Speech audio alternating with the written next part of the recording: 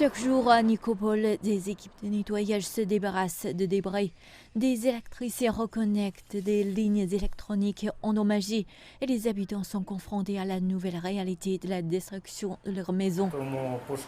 Le réseau électrique, les systèmes d'approvisionnement en eau et d'assainissement sont régulièrement endommagés, mais pas sans interruption. Nos lignes électriques sont endommagées tous les jours. Les tirs viennent des forces russes occupant la centrale nucléaire de Zaporizhia située à 20 km de là, de l'autre côté du fleuve Dnipro. Les bombardements de ces dernières semaines dans la centrale nucléaire et autour de celle-ci inquiètent la communauté internationale qui met en garde contre une éventuelle catastrophe nucléaire.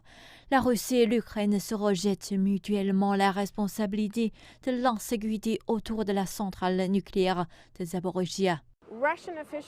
Les responsables russes soutiennent que l'armée ukrainienne a bombardé l'usine de Zaporizhia depuis Nikopol.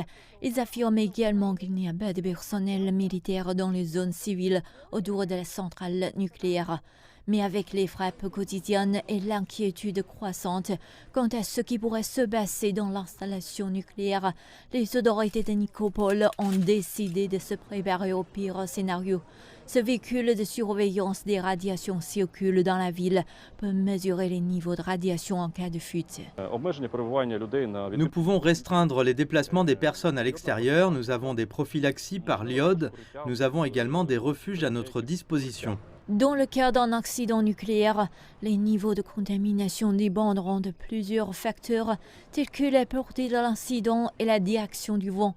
La moitié des 106 000 habitants de Nikopol ne sont pas prêts à se fier aux instruments de surveillance ou aux mesures d'évacuation d'urgence. Lorsque les bombardements se sont intensifiés, ils sont partis.